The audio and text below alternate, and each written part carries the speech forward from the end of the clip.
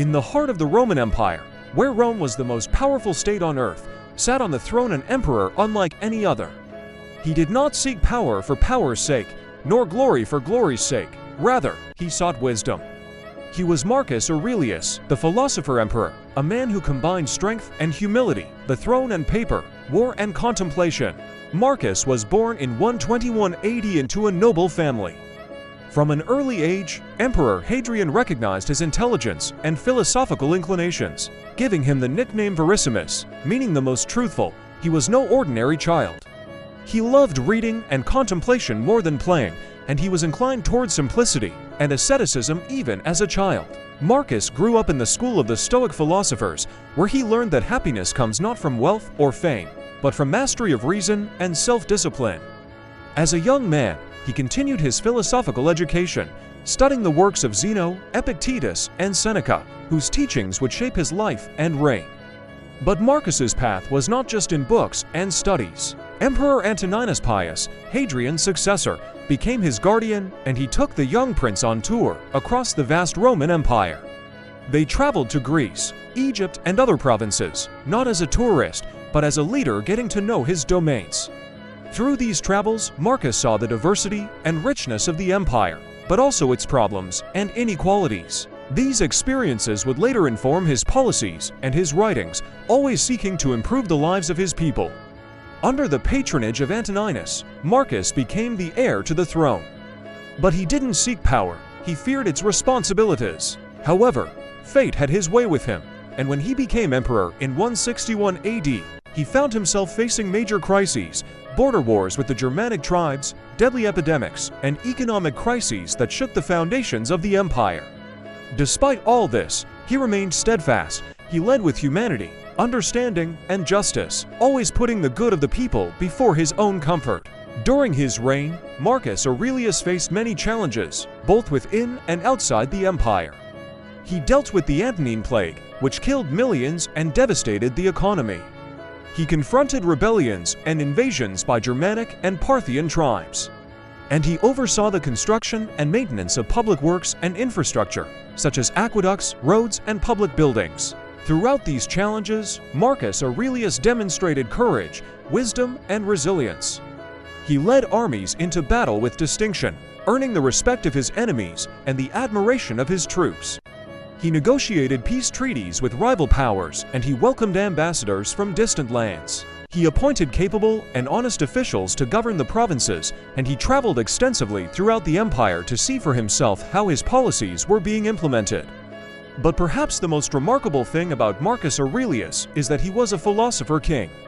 He believed that the purpose of life was to seek wisdom and virtue, and he tried to live by those principles himself. He wrote a personal diary called Meditations, in which he recorded his thoughts, insights, and reflections on the nature of the universe, the human condition, and the pursuit of happiness. In Meditations, Marcus Aurelius explored themes such as acceptance of fate, the importance of living in the present moment, the power of the mind over emotions, and the need for self-discipline and self-control. He also wrote several essays on philosophy, logic, and rhetoric, which were admired by his contemporaries and have survived to this day. Despite his many accomplishments and his intellectual contributions, Marcus Aurelius is best remembered as the philosopher emperor. His example showed that a ruler could be both powerful and humble, strong and wise, and that wisdom is the ultimate source of strength. His legacy inspired countless people throughout history to seek wisdom and virtue in their own lives and to strive for excellence in whatever they did. And that is the story of Marcus Aurelius, the philosopher emperor, the man who sought wisdom above all else and found it in the end. Meet Emperor Marcus Aurelius, philosopher king. While leading armies in northern Europe, Marcus was more than just a military leader. In his simple tent, he wrote what later became known as Meditations. He didn't write to be read by anyone, he wrote to remind himself how to live. He wrote, "The happiness of your life depends upon the quality of your thoughts." That is, your happiness doesn't depend on external circumstances, but on the purity of your thoughts. Even in the midst of destruction and bitter cold, he believed that a strong mind was the only refuge. Marcus Aurelius was not just an emperor, he was a disciple of Stoicism. He believed that we cannot control what happens around us, but we can control our response. That pain and suffering are part of life, but they are not the end of the road. And that virtue, honesty, justice, courage is the greatest human ability. He also wrote, "You have power over your mind, not outside events. Realize this, and you will find strength." These words were not just a philosophy for him, they were a way of life. He was born into the Severan dynasty, a family known for its military prowess and ruthlessness. But Marcus was different. From a young age, he showed an inclination towards philosophy and the pursuit of wisdom.